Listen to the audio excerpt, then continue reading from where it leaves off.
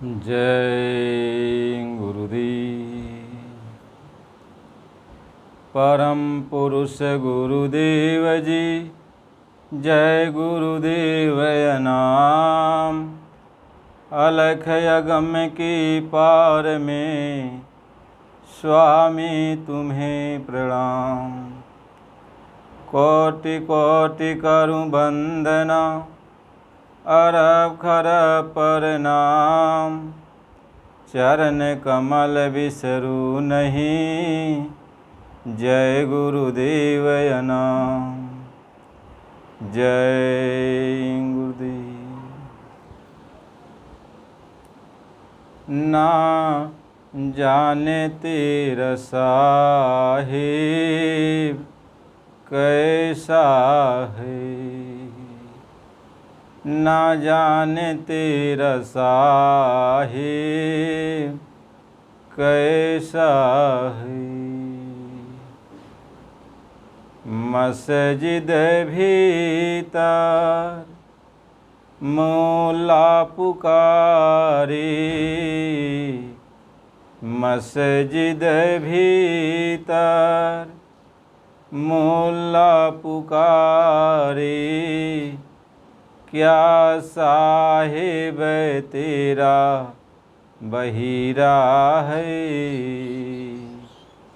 ना जाने तेरा साहिब कैसा है, ना जाने तेरा साहिब कैसा है।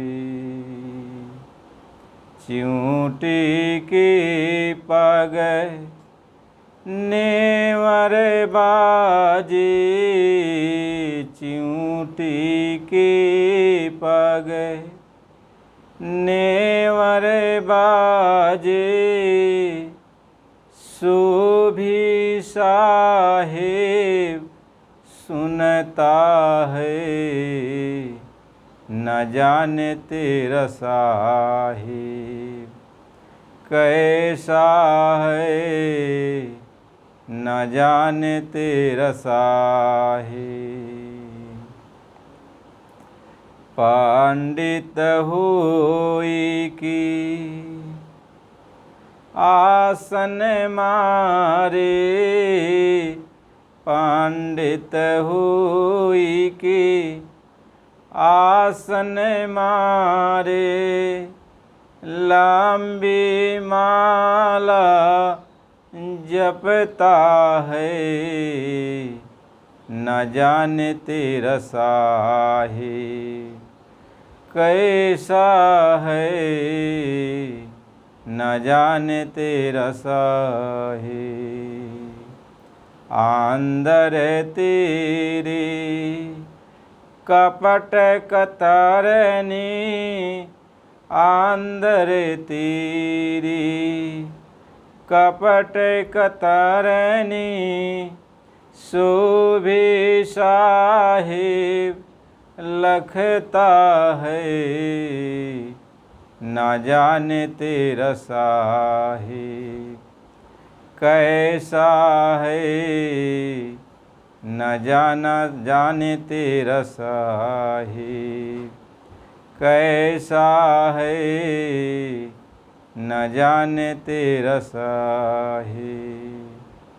कहते कबीर सुना भाई साधु, कहते कबीर सुना भाई साधु। हारी जाए से को तैसा है, न जाने तेरा साहिब कैसा है, न जाने तेरा साहिब। परम पूज्य स्वामी जी महाराज, आप सभी प्रेमियों, गुरु महाराज जी के चरणों में कोट कोट प्रणाम। हम सब इस बात पर चर्चा करते हैं कि वो मालिक कैसा है, किस स्वभाव का है, किस स्वरूप का है। क्या चाहता है वो मालिक और हम उस मालिक से क्या चाहते हैं, इस पर थोड़ा हम लोग आपस में विचार करेंगे। वैसे मालिक की महिमा तो कोई बयान किया नहीं जा सकता, उनके जो गुण हैं अनंत, जिसका वर्णन किया नहीं जा सकता, लेकिन हम लोग अपने अपने हिसाब से कुछ न कुछ मालिक की महिमा गाते हैं। परम पूज्य स्वामी जी महाराज ये समझाते हैं कि बच्चा, एक गरीब ब्राह्मण थे और उनके बच्चे, उनके परिवार, तो ब्राह्मण बेचारे रोज़ भिक्षाटन के लिए जाते और भिक्षा मांग कर ले आते और बच्चों का अपने परवरिश करते थे। तो ऐसे समय बीतता जा रहा था। एक समय की बात है कि 2-3 दिन तक उनको भिक्षा नहीं मिला और बच्चे 1-2 दिन तो किसी तरीके से बर्दाश्त कर लिए, लेकिन जब तीसरा दिन लगा तो सब जो है भूख के बिना तड़प रहे थे, पानी पी पी कर रह रहे थे, रह भी नहीं पा रहे थे। आप पंडित जी को देखा नहीं जा रहा था, घर से बाहर निकल पड़े और सोच रहे थे कहाँ जाऊं, किस जगह जाऊं। 2-3 दिन जहाँ जहाँ गया कोई भिक्षा ही नहीं दिया। ऐसे उदास पड़े हुए थे तो एक महात्मा जी आते हुए दिखाई पड़े। महात्मा जी उनके करीब में आए, कहें बच्चा उदास क्यों हो? तो पंडित जी ने कहा कि बाबा बहुत मैं दुखी हूँ। कहें किस बात का तकलीफ़ है तुमको बताओ? कहें 2-3 दिन से भिक्षा नहीं मिला और 2-3 दिन से हमारे बच्चे उपवास कर रहे हैं और घर में तड़प रहे हैं, हम देख नहीं पाए उनकी हालत को, हम घर से बाहर चले आए, सोच रहे हैं क्या करूं क्या नहीं करूं। और बाबा अब मेरा तो इस संसार में कोई नहीं है और मेरे बच्चे भी ऐसे ही लगता है तो सब लोग सही छोड़ देंगे।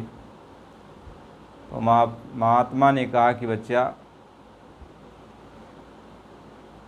ठीक है, हम तुम्हें एक शंख देते हैं और जाओ अपने घर पे और इस शंख को लीप पोत करके रख देना, ज़मीन लीप पोत कर देना और उस पर रख करके कहना हे शंख महारानी हमें 5 रुपये दे दो। तो ये शंख महारानी रोज़ तुम्हें 5 रुपया देती रहेंगी और तुम इससे अपने बच्चों का देखभाल करते रहना। अब जो है शंख है महात्मा जी ने दे दिया और कहा कि बच्चा इसको संभाल के रखना। अब वो जो है घर पे आए तो घर पे आए अपना जो है शंख महारानी लीप पोत करके ज़मीन शंख महारानी जी को रखा और कहा हे शंख महारानी हमको 5 रुपये दे दो। 5 रुपया मिल गया। वो बेचारे बाज़ार में गए, अपना सर सामान लेके आए बच्चों को खिलाने पिलाने वाला और राशन पानी कुछ। इसके बाद जो है भोजन बना, सब लोग आराम से जो है खाए पिए और आने लगे। ऐसे चलता रहा। एक दिन शंख को लेकर के ब्राह्मण जी बाज़ार निकल रहे थे तो उनको ये विचार आया कि एक सेठ जो है जलेबी छान रहा था। तो सेठ जलेबी छान रहा था तो ब्राह्मण जी देखकर इनके दिल में आया कि हम जलेबी खा लें। तो उससे कहा कि हमको जो है 1 पाव जलेबी दे दो। तो जब जलेबी देने दिया तो उसी के सामने वो जलेबी अपना खा लिए। जब खा लिए, हाथ पैर धो लिए, मुंह धो लिए, पानी पी लिए, तो पैसा तो पास में था नहीं। तो शंख महारानी जी को निकालें अपनी झोली में से और उसी के सामने थोड़ा ज़मीन पर बैठ गए, ज़मीन को लेपन कर दिया और शंख को रखा। कहा हे शंख महारानी हमको 5 रुपये दे दो। तो शंख महारानी ने 5 रुपया दे दिया और उसके बाद 1 रुपये की जलेबी थी, 1 रुपया जलेबी देकर और 4 रुपया ले कर के वो जो है ब्राह्मण देव फिर वापस जाने लगे। तो सेठ जी जो है ये सब देख रहे थे। तो सेठ जी अपना दुकान छोड़ के उनके पास आए, ब्राह्मण देव के पास। कहें कि ब्राह्मण देवता आप तो हमारे दरवाजे पर आए, हमारी दुकान पर आए, आपकी कोई सेवा नहीं कर पाया, आज रात तो हमारे यहाँ विश्राम कर लीजिए। बड़ी सेवा होगी, बड़ी कृपा होगी, हम आपकी कुछ सेवा तो कर लें। तो पंडित जी सोचने लगे कि अच्छा घरे तो खर्चा बर्चा रखा ही हूँ, बच्चों को खाने पीने की कोई तकलीफ़ रहेगी नहीं, चलो अच्छा आज सेठ जितना मिन्नत कर रहे हैं तो इनके यहाँ रुक ही जाते हैं। तो सेठ के यहाँ वो रुक गए। सेठ ने बढ़िया बढ़िया भोजन बनवाया, खिलाया पिलाया। ब्राह्मण देवता बहुत खुश हुए। और इसके बाद क्या हुआ, सेठ जो है एक नकली शंख ले आया था बाज़ार से, और जब ये सो गए तो इनके झोले में से जो असली शंख निकाल कर नकली शंख रख दिया। और सुबह फिर इनको खाना पीना खिलाया। और इसके बाद जो है ब्राह्मण देवता फिर चल दिए। जब चल दिए और घर के करीब में जब आए तो सोचने लगे कि शंख मेरी है कि नहीं है, तो देखें शंख तो है। तो जब घर पे आए तो ज़रूरत पड़ी कुछ सामान लाने के लिए, तो वो जो है लिप पोत करके शंख रखें और कहें हे शंख महारानी हमको 5 रुपए दे दो। तो अब शंख तो नकली शंख थी, अब तो न कुछ बोली न कुछ दी। अब इसके बाद जो है ब्राह्मण देवता बहुत दुखी हुए और वो सोचने लगे कि महात्मा की दी हुई जो शंख है वह तो ऐसा झूठा निकल नहीं सकती है। अब महात्मा जी का पता होता तो हमने जो है लिया नहीं, अब कहाँ उनको ढूंढे, यह सोच कर वो घर से निकल रहे थे और उसी जगह जो है पहुँचे जहाँ पहली बार वो जो है पहुँचे थे, जहाँ महात्मा जी से भेंट हुआ था। संजोग से महात्मा जी वहीं पर भेंट हो गई। महात्मा जी को देखें, पंडित जी बहुत खुशहाल हो गए और महात्मा जी से कहें कि महात्मा जी मैं आप ही को ढूंढ रहा था, कहें बताओ आप क्या परेशानी आ गई। कहें वो शंख महारानी तो कुछ दिन तो पैसा दी लेकिन अब नहीं दे रही हैं। कहें ऐसा तो हो नहीं सकता। महात्मा जी ने कहा ऐसा तो हो ही नहीं सकता, वो तो हमारी दी हुई शंख है, वो बराबर आपको पैसा देगी। कहें नहीं अब वो पैसा नहीं दे रहे हैं। कहें कहीं आपने गलती किया होगा, कहीं आप ऐसा नहीं है, कहीं आप रुके थे बताओ। तो कहें कि हाँ एक दिन मैं रुक गया था एक सेठ के यहाँ, उसने बड़ी सेवा किया और उसी के यहाँ मैं रुका हुआ था, बड़ा सज्जन आदमी था।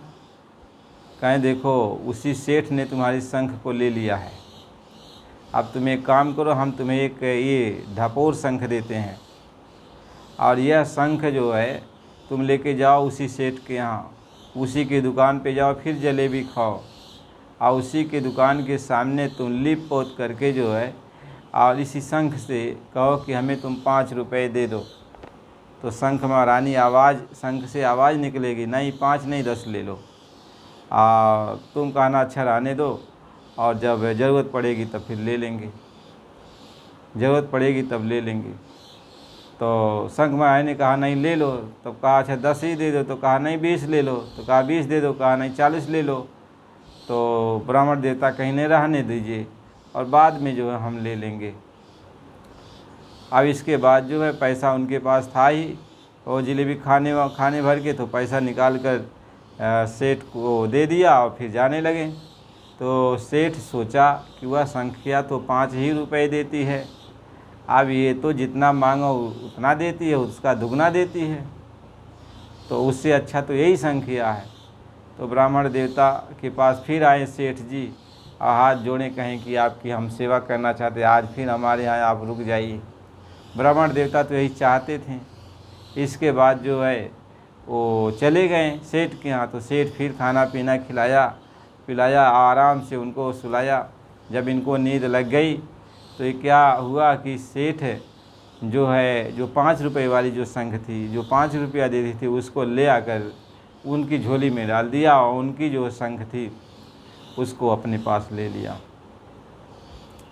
अब इसके बाद सुबह हुआ, फिर नाश्ता पानी करके ये जो है पंडित जी फिर सेठ के यहाँ से चल पड़े। जब रास्ता में आए कुछ दूरी पे, सोचे अब सेठ की सिवान से बाहर हो गए हैं, तो वहाँ जो है ज़मीन को थोड़ा लेपन किया और वहीं पे रख कर शंख से कहा हे शंख महारानी हमें 5 रुपए दे दो। तो 5 रुपया मिल गया।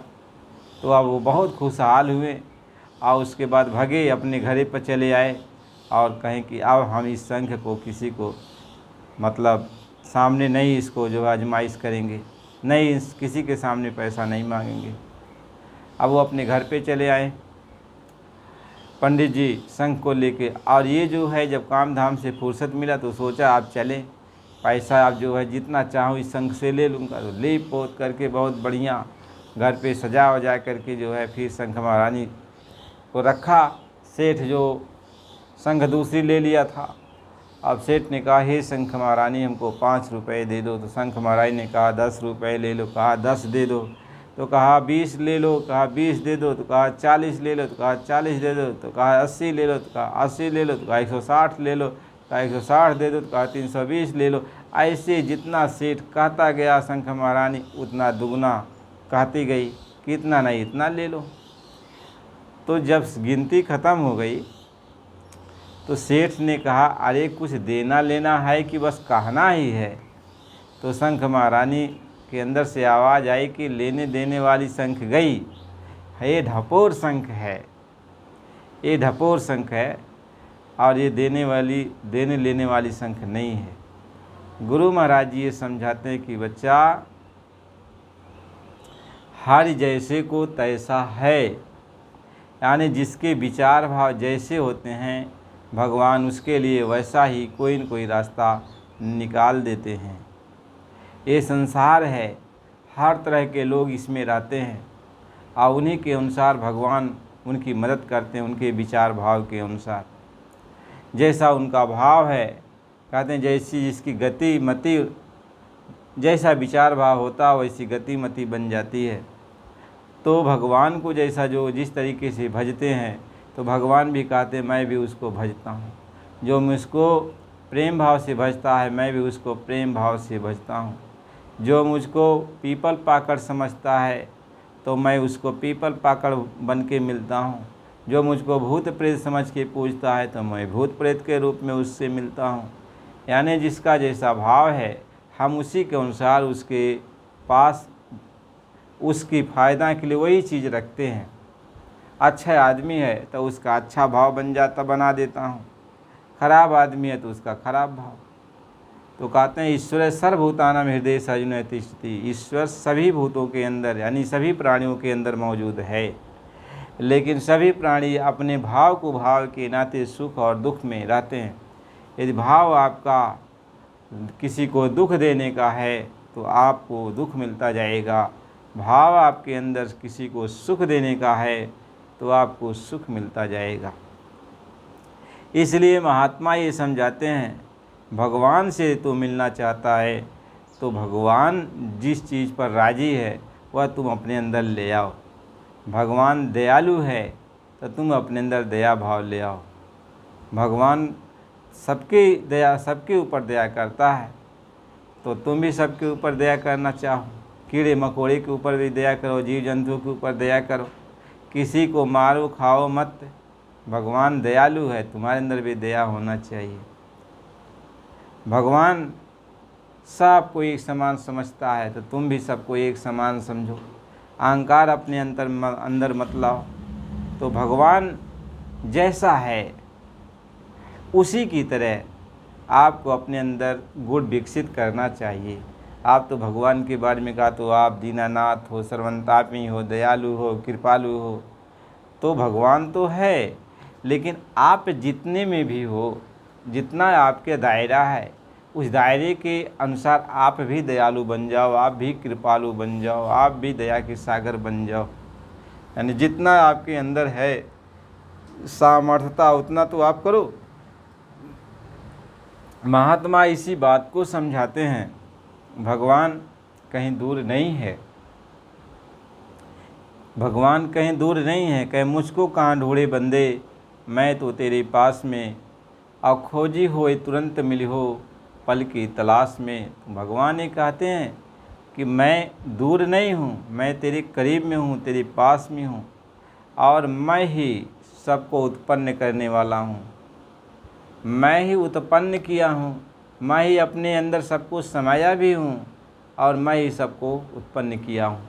यानी मुझसे अलग कोई चीज़ है ही नहीं, सब मेरे ही अंदर है, मेरे ही अंदर उत्पन्न होते हैं, मेरे अंदर ही ख़त्म होते हैं, मेरे अंदर ही रहते हैं, मेरे ही अंदर सब कोई है, मुझसे अलग कोई है नहीं। भगवान ये कहते हैं कि मैं सबके पास हूँ। चींटी से लेके हाथी तक, छोटे से लेके बड़े जीव जंतु तक, हर मजहब के लोग ये समझें कि भगवान सबके पास है। हिंदुओं के पास भी, मुसलमानों के पास भी, सिखों के पास भी, ईसाइयों के पास भी, जैनियों के पास भी, सबके पास भगवान है। आप भगवान को मानते हो तो भी आपके पास हैं, नहीं मानते हो तो भी आपके पास हैं, क्योंकि भगवान सबके हैं, वो मालिक सबके हैं। बशर्ते यदि आप नहीं मानते हो तो भगवान से कोई फ़ायदा आप नहीं ले पाते हो, और भगवान को मानते हो तो भगवान से कुछ फ़ायदा ले लेते हो। भगवान ये कहते हैं, मुझको पाता कौन है, मुझको पाता कौन है। कहते जिसका मन निर्मल हो जाए, तो जिसका मन निर्मल हो जाए, तो निर्मल जानते हो किसको कहते हैं? जिसका मन निर्मल हो जाए। अब आपका मन निर्मल हो जाए तो आप भगवान को पा जाओगे। तो मन निर्मलता कैसे आती है? आप जैसे शीशा है आपके सामने, शीशा में काई लगा हुआ है, मार कचड़ा लगा हुआ है, तो आप अपना रूप नहीं देख सकते ना। लेकिन जब शीशा को साफ़ कर दोगे, एकदम बिल्कुल साफ़ हो जाएगा, तो शीशा में अपना रूप देख सकते हो। जो कुछ भी है शीशा में नज़र आने लगता, साफ साफ दिखाई पड़ने लगता है। ऐसे ही मन एक शीशा है, ये भगवान को देखने वाला एक शीशा है, और भगवान को देखने वाला ये जो शीशा है ये गंदा हो गया है। ये मन रूपी शीशा, मन को अंतःकरण भी कहते, ये मन रूपी शीशा, इसको हृदय भी कहते। ये मन रूपी शीशा गंदा हो गया है, और जब मन रूपी शीशा गंदा हो गया है तो हम भगवान को नहीं देख पाते हैं। यही जो है जब साफ हो जाता है तो मन रूपी शीशे से हम भगवान को देख लेते हैं। इसलिए हमें मन को साफ करना होता है, मन रूपी शीशा को साफ करना होता है। जब तक मन रूपी शीशा साफ नहीं होगा, मन रूपी अंतःकरण साफ नहीं होगा, तब तक भगवान का दर्शन आप कैसे करोगे? क्योंकि भगवान का दर्शन करने के लिए आपका हृदय यानी मन, ये अंतःकरण साफ होना जरूरी है। क्योंकि भगवान तुम्हारे हृदय में बसता है, यानी तुम्हारे मन में बसता है, तुम्हारे अंतःकरण में बसता है, तुम्हारे हृदय में बसता है। यानी जब शीशा साफ होगा तभी भगवान दिखाई पड़ता है। और जब तक ये शीशा नहीं साफ होगा तो जप करो, ताप करो, पूजा पाठ करो, इंद्रिय निग्रह करो, हठ योग करो, और कुछ भी करो, नाना प्रकार के योग, यज्ञ, जाप, ताप, व्रत, उपवास, कुछ भी करो, लेकिन जब तक शीशा साफ नहीं होगा तब तक भगवान का दर्शन नहीं हो सकता है। इसलिए भगवान का दर्शन करने के लिए, अपने आप का दर्शन करने के लिए, परमात्मा का दर्शन करने के लिए उस शीशे की साफ होना बहुत ज़रूरी है। यानी मन रूपी शीशा साफ होना ज़रूरी है। अब मन रूपी शीशा साफ कैसे हो? शीशा तो अपने आप साफ नहीं, कोई भी शीशा रखा है आप देख ही लो, कोई भी शीशा है तो शीशा आप दीवार में रख दिया, शीशा गंदा हो गया तो शीशा अपने आप तो साफ नहीं होगा ना। शीशा अपने आप साफ हो ही नहीं सकता। जब तक कोई आदमी जाके शीशा को साफ नहीं करेगा तब तक शीशा तो साफ नहीं होगा। ऐसे मन रूपी जो शीशा है, इसको यह अपने आप कैसे साफ होगा? मन रूपी शीशा अपने आप को कैसे साफ करेगा? इसको साफ करने के लिए आत्मा को चाहिए कि हम मन रूपी शीशा को साफ करें। आत्मा को चाहिए, आत्मा ही साफ करती है, क्योंकि आत्मा मन से अलग है, शीशे से अलग है। आत्मा ही परमात्मा का दर्शन करना यदि चाहती है, आत्मा अपने आप को भी देखना चाहती है। जैसे आप अपने रूप को कहाँ देख पाओगे? शीशे में ही तो देख पाओगे। ऐसे मन रूपी शीशा जब साफ होगा तो आत्मा अपने आप को भी देख लेगी और उस परमात्मा को भी देख लेगी। लेकिन मन रूपी शीशा को कौन साफ करेगा? आत्मा साफ करती है।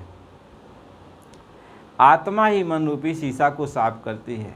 आत्मा के दो हाथ हैं, आत्मा के दो हाथ हैं। जैसे ही शरीर के दो हाथ हैं, इन दो हाथों से आप जो है शीशे को साफ़ कर सकते हो। आपके पास दोनों हाथ है, चाहे बाएं हाथ से साफ़ करो तो भी साफ़ हो जाएगा, दाएं से साफ़ करो तो भी साफ़ हो जाएगा। तो दो हाथ आपके हैं तो वह आप शीशे को साफ़ कर सकते हो। आपके पास दो पैर हैं तो आप कहीं पर भी चले जा सकते हो इस शरीर से। तो महात्मा ये समझाते हैं, तो आत्मा के पास दो हाथ हैं, आत्मा के पास दो हाथ हैं। इन दोनों हाथों से चाहे जिस हाथ से आप मन रूपी शीशे को साफ कर सकते हो। आप कहोगे आत्मा के दो हाथ क्या हैं? आत्मा के दो हाथ क्या हैं? कैसे दो हाथ में से आत्मा मन रूपी शीशे को साफ करती है? महात्मा ये समझाते हैं, पहले तो ये समझ लो कि मन रूपी जो शीशा है वह शीशा के कितने अंग हैं। मन रूपी शीशा के कितने अंग हैं? मन रूपी शीशा के ये जो है 4 अंग हैं। एक तो मन ही है, दूसरा बुद्धि है, तीसरा चित्त है, इसके बाद अहंकार है। इसको चतुष्ट अंतःकरण कहते हैं, यानी 4, ये मन रूपी शीशा ये 4 तत्व का बना हुआ है। ये 4 तत्व को मिलाकर जब बनाया गया है तो इसी को मन कहते हैं और इसी को अंतःकरण कहते हैं। इसी को 14 दल कमल कहते हैं, 4 दल का कमल भी कहते हैं। कहते ये मन रूपी शीशा ये 4 दल का कमल है, जिसको हृदय भी कहते हैं, अंतःकरण भी कहते हैं। अब इसके जो कमल हैं, पंखुड़ियाँ हैं, इसमें से क्या क्या निकला हुआ है? इसमें से इस कमल की पंखुड़ियों से आँखें, 2 आँखें निकली हैं, 2 कान के सुराख निकले हुए हैं, नाक के सुराख निकले हुए हैं, हाथ पैर इसमें से निकले हुए हैं, और इसी में से जो है ये नीचे के दरवाजे की इंद्रियाँ निकली हुई हैं। यानी मन की लार शरीर, यानी ये शरीर उसी शीशे से निकला हुआ है, उसी मन से ही निकला हुआ है। अब मन रूपी शीशे से यानी अंतःकरण से ये जो है शरीर का निर्माण हुआ है। अब ये शरीर क्या है? मन का शरीर है। यह शरीर मन का शरीर है। अब ये शरीर जो है एक साधन है। जैसे मन एक साधन है, शरीर एक साधन है, तो आप शीशा तो सभी तो अब शीशे हो गए। जब शरीर के हर अंग मन से निकले हुए हैं, शरीर के हर दरवाजे मन से निकले हुए हैं, इस अंतःकरण से ही निकले हुए हैं। महात्मा ये समझाते हैं, आप इनके द्वारा आप शीशे को कैसे साफ करोगे? आप हाथ से साफ करना चाहते हो तो हाथ तो मन ने बनाया, मन के शीशे से, मन रूपी तत्व से हाथ बना, पैर बना, नाक बना, जबान बना, ये सब अंग बने, ये अंतःकरण से निकले, ये हृदय से, नाभि से जिसको कहते, ये निकले हैं, ये सृष्टि बन गई। इन्हीं से आप मन को कैसे साफ करोगे? तो हम हाथ जोड़ के तपस्या करते हैं, हम जबान से तपस्या नाम जपते हैं, हम जो है आँख से जो है दर्शन करते हैं। तो ये तो मन के औजार हैं, मन के हथियार हैं, मन के अस्त्र हैं, मन के अस्त्र हैं। तो मन के अस्त्र से मन को कैसे साफ किया जा सकता है? सोचना है। यानी इन हाथों से आप मन को साफ नहीं कर सकते, इन पैरों से आप मन को साफ नहीं कर सकते, इन आँखों से आप मन को साफ नहीं कर सकते, इन कानों से आप मन को साफ नहीं कर सकते, क्योंकि ये सब मन के ही अंग हैं। क्यों? कि हाथ में गंदगी है, पैर में गंदगी है, नाक में गंदगी है, आँख में गंदगी है, जबान में गंदगी है, यानी सब कुछ गंदगी भरा हुआ है। तो मल छूटे की मल ही की धोए। इन हाथों से आप जो है ये धोओगे तो हाथ में गंदगी लगा हुआ तो गंदगी वहाँ लग जाएगी और गंदगी लग जाएगी। पैर से धोना चाहते हो, पैर में गंदगी लगी है तो पकाई। इसलिए महात्मा कबीर साहब जी लिखे, नख सिख पूरा रहे विषकारे, यानी पैर के नख से लेके सिर की चोटी तक सब जहर ही तो जहर है, सब गंदगी तो गंदगी है। इसलिए कहते हैं कि 9 दरवाजे मैल है, सब गंदम गंदा, आ उत्तम तेरो नाम है, बिसरे सो अंधा। कहते हैं कि 9 दरवाजे जो हैं ये सब गंदगी है, यानी मन से निकली हुई ये सारी गंदगी है। अब इन गंदगी से हम मन को कैसे साफ कर सकते हैं, इस शीशे को कैसे साफ कर सकते हैं? आप जब तक मन रूपी शीशा साफ नहीं होगा तब तक परमात्मा का दर्शन नहीं होगा, आत्मा का दर्शन नहीं होगा। तो हम इसी के फेर में पड़े रहते हैं। इसलिए कबीर साहब जी ये समझाए कि माला मोह से लड़ी पड़ी। उन्होंने बहुत मार्मिक ढंग से समझाया कि माला मोह से लड़ी पड़ी, और क्यों फेरत है मोह, और मन की माला फेरी ले, तो प्रभु से मेला हो। कहे माला ये कह रहे कि मुझको फेर रहा है, इससे क्या होगा? अरे मन की माला बना दे, और मन की माला को बना दे, और मन के ऊपर जो गंदगी लगी है उसको फेर, उसके ऊपर सफाई कर, उसके ऊपर पानी डाल, तो मन साफ हो जाएगा। तो जब मन साफ हो जाएगा तो प्रभु का दर्शन हो जाएगा। यानी मन को फेरने का मतलब ये है कि मन के ऊपर जो गंदगी है उस पर तू जो है उसको साफ कर, उसको साफ कर। महात्मा ये समझाते हैं, कहीं क्रिया करे अंगुरी गने, और मन धावे चहु, और जेहि फेरे साई मिले, और शोभया काठ कठोर। कहीं अंगुरी गन के बहुत लोग मालिक को याद करते हैं कि इससे जो है परमात्मा की प्राप्ति हो जाएगी। कहें कि यह देखो इधर अंगुरी गन रहे हो, किससे? जबान से गन रहे हो, जबान बोल रहे हो, अंगुरी गन रहे हो, यानी मन के हथियार से बोल रहे हो, मन के हथियार को गिन रहे हो। महात्मा ये समझाते हैं, और मन भाग रहा चारों, उधर सफाई नहीं हो रही है। कंजे फेरे साई मिले सो भैया काठ कठोर। अब जिसको फेरने से वो परमात्मा मिलेगा वो तो कठोर बन के बैठा हुआ है, वो तो शिला बन के बैठा हुआ है। इसलिए महात्मा समझाते हैं, अब उस शिला जो कठोर बन के बैठी है, उसी शिला पर,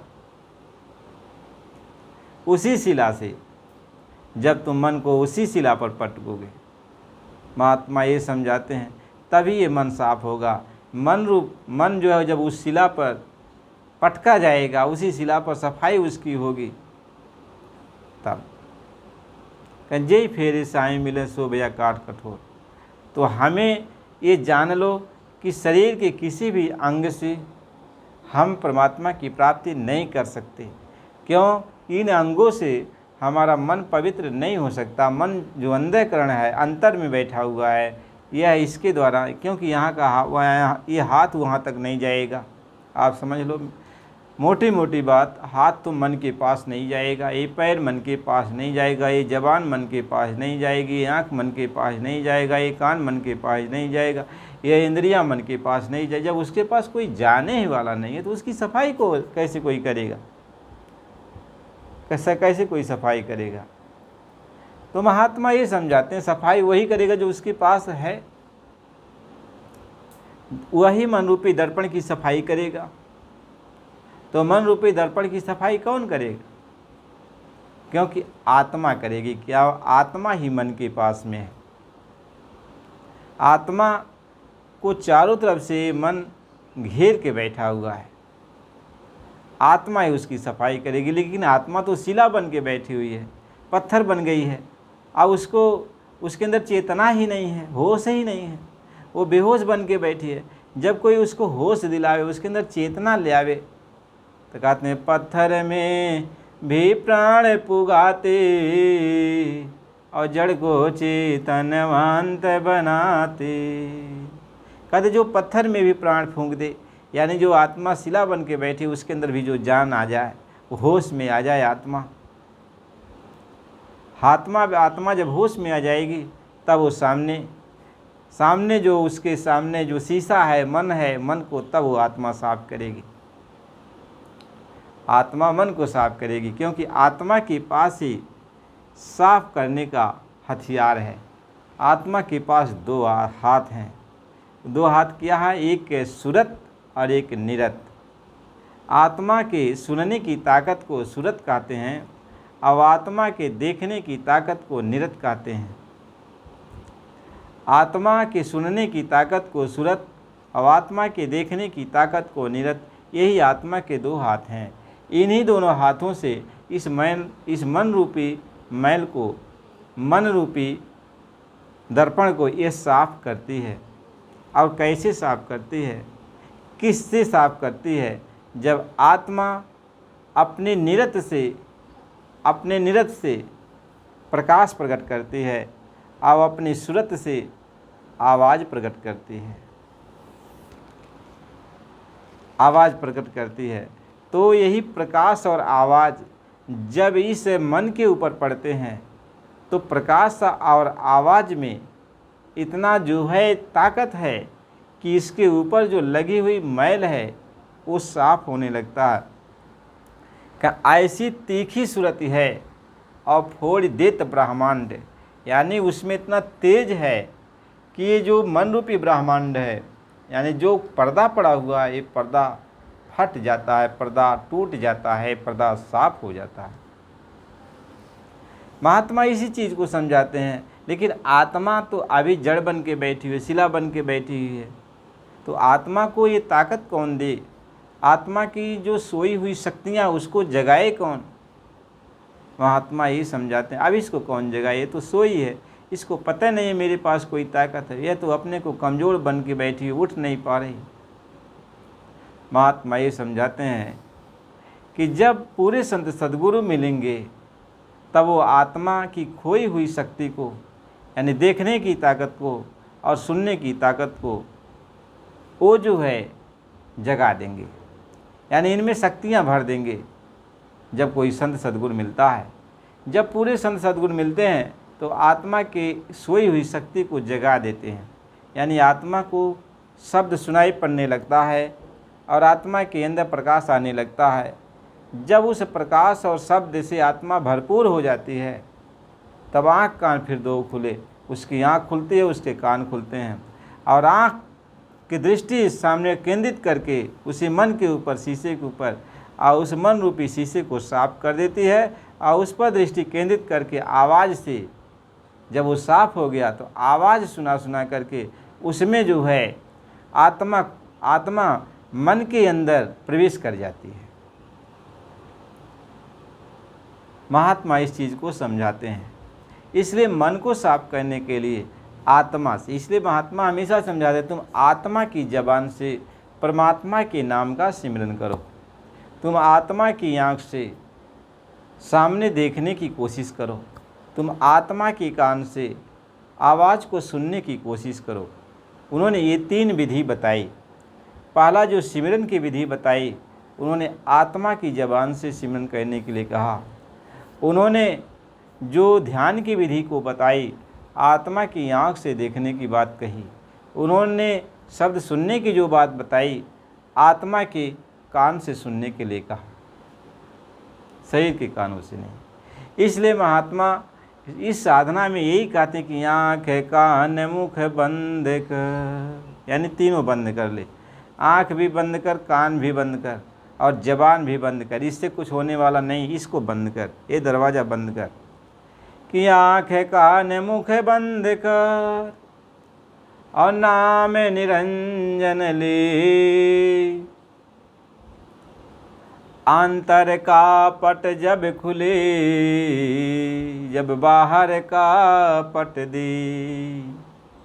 कहते उस परमात्मा का दर्शन करने के लिए बाहर के दरवाजे बंद करो और अंदर में आत्मा की आँख को खोलने की कोशिश करो, आत्मा के कान खोलने की कोशिश करो और आत्मा की जबान खोलने की कोशिश करो।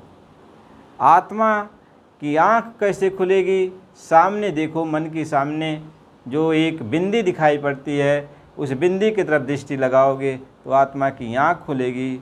और ऊपर आवाज़ सुनाई पड़ती है, आवाज़ की तरफ ध्यान लगाओगे तो आत्मा के कान खुलेंगे। और जो नाम हमने तुमको बताया है इस नाम को अंतर ही अंतर आत्मा की ज़बान पे रखोगे तो ज़बान खुल जाएगी। तो जब ज़बान खुल जाएगी तो अजपा सिमरन चालू हो जाएगा। जब आँख खुल जाएगी तो ध्यान बन जाएगा, और जब कान खुल जाएगी तो भजन बन जाएगा।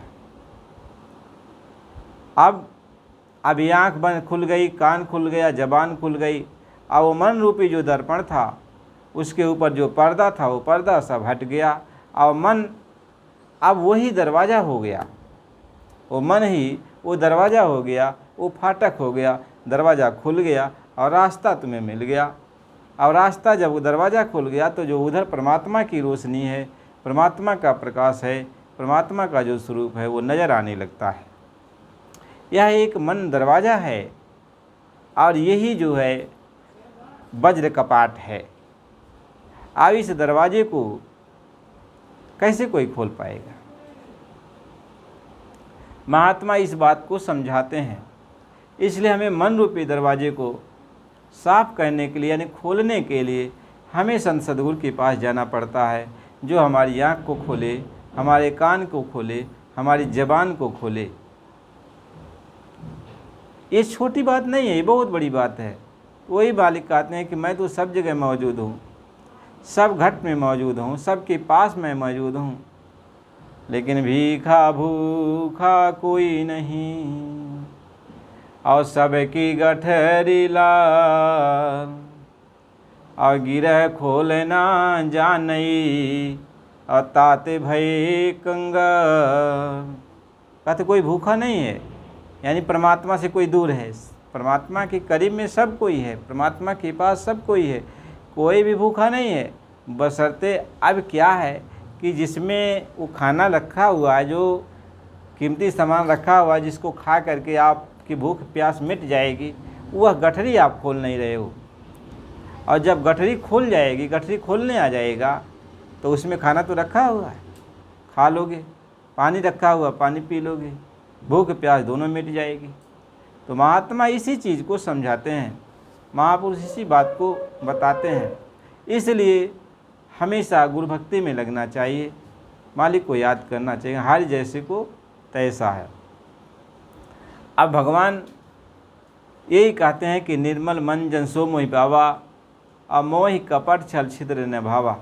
तो जिसका मन निर्मल हो जाता है, यानी उसके ऊपर जो गंदगी लगी है वह जब साफ़ हो जाती है तो मुझको पा जाता है, यानी दरवाज़ा खुल जाता है।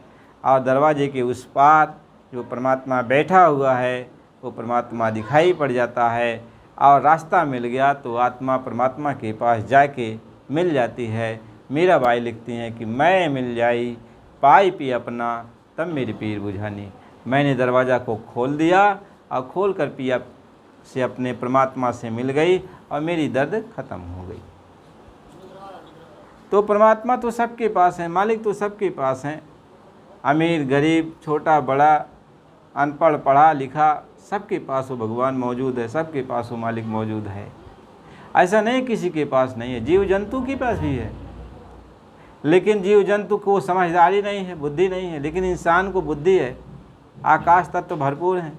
और जानवरों में आकाश तत्व तो नहीं रहता, कम रहता है, लेकिन आकाश तत्व तो मनुष्य में मेन होता है।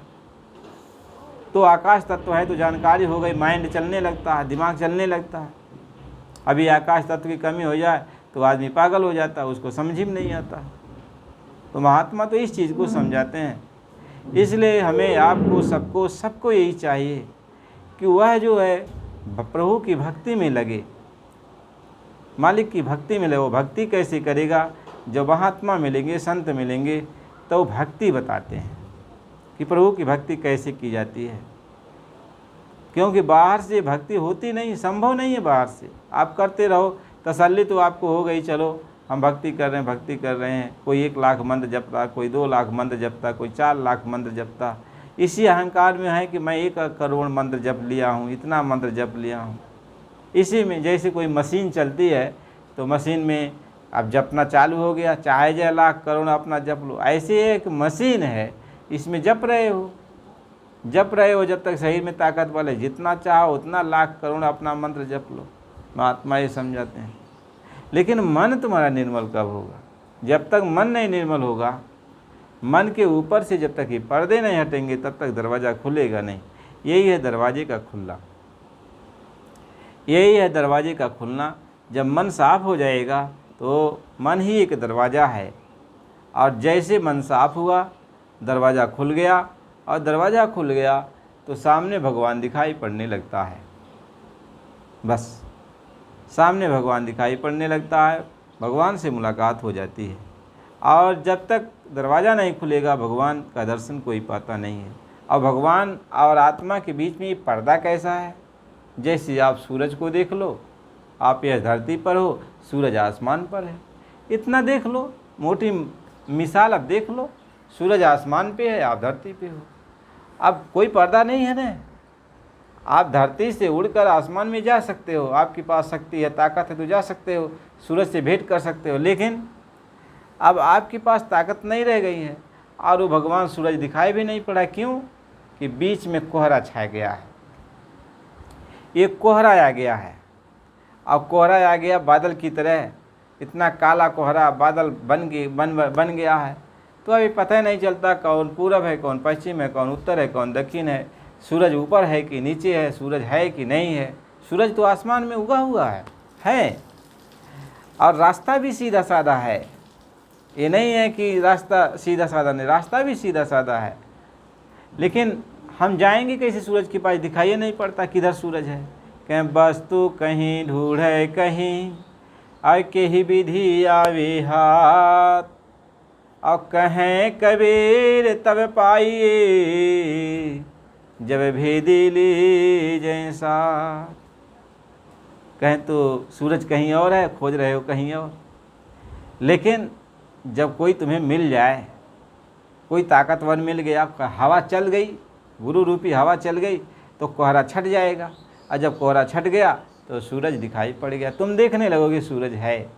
अब जब हवा ने जो सूरज को हटा दिया, तुम्हारे अंदर ताकत भी आ गई, हवा तुम्हारे अंदर लगने लगी, तुम्हारा आलसपन खत्म हो गया, नींद खत्म हो गई, तुम्हारे अंदर ताकत आ गई, ऊर्जा आ गई। अब सूरज को तुम देखने लगे, सूरज को देखने लगे कि हाँ सूरज दिखाई पड़ रहा है, उसकी रोशनी भी मिल रही है। अब उसके पास जाने के लिए अब आपके पास ताकत होना चाहिए, तब सूरज के पास चले जाओगे। ऐसे ही महात्मा जब मिलते हैं तो वो हवा चलाते हैं। वो जब हवा सूरत निरत की हवा चला देंगे, सूरत के अंदर ताकत, निरत के अंदर ताकत दे देंगे, तो ये दोनों जब देखेंगे उधर, तो जितने भी कोहरा है, अंधेरा है छाया हुआ, ये साफ हो जाएगा, उजाला हो जाएगा, परमात्मा दिखाई पड़ता है। वही संत परमात्मा को आत्मा को परमात्मा के पास पहुंचाने के लिए ताकत देते हैं, शक्ति देते हैं, यानी आत्मा की सोई हुई शक्ति को जगा देते हैं। और जिस तार से आत्मा टूट गई थी, जो तार से अलग हो गई, तो उसी तार को यानी उस शक्ति से जोड़ देते हैं, तो आत्मा के अंदर उड़ने की ताकत आ जाती है और वह उड़कर परमात्मा से जाके मिल लेती है। जैसे पंछी घोंसले से निकल करके आसमान में उड़ने लगती है, ऐसे ही आत्मा जो है उड़ने लगती है, जाने लगती है। महात्मा इसी बात को समझाते हैं। इसलिए सबको चाहिए संतों की खोज करें। क्या बिना संतों के यह काम नामुमकिन है। बिना जानकार के यह काम नामुमकिन है। अपने मन से आप कुछ भी करो, इससे तो कुछ होने जाने वाला नहीं है। यहाँ का प्रधान नहीं है, जैसे आप यहाँ अच्छा करोगे तो अच्छा फल, बुरा करोगे तो बुरा फल। ये तो इस देश का प्रधान है, कर्म प्रधान है इस देश का। तो ऐसा नहीं है कि आप जब तक पूजा पाठ कर रहे हो तो अच्छा कर्म है उसके देश का, कि अच्छा कर्म है तो अच्छा फल तुम्हें मिलेगा।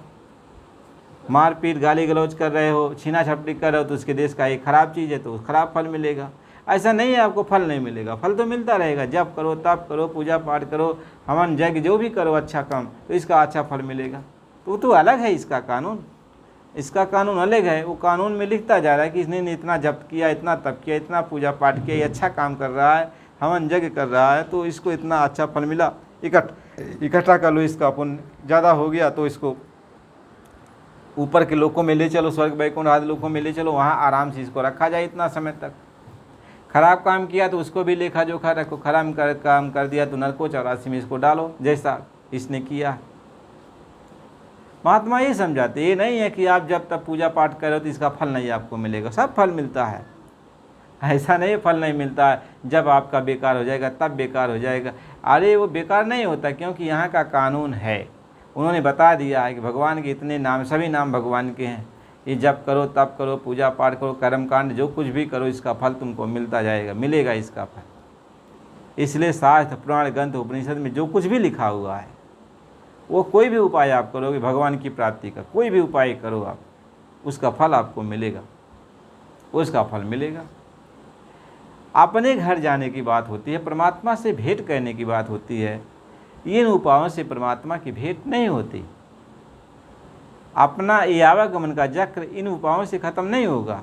इन उपाय के लिए, यानी अपने घर जाने के लिए, अपने देश चलने के लिए हमें जानकार की ज़रूरत पड़ेगी, उस महात्मा की ज़रूरत पड़ेगी जो परमात्मा की दरगाह से आता है, परमात्मा की ताकत को लेके आता है, परमात्मा के पास ले चलने के लिए हमारे अंदर वो ताकत देगा, हमारे अंदर वो शक्ति देगा। वो जानकार के बिना यह असंभव है।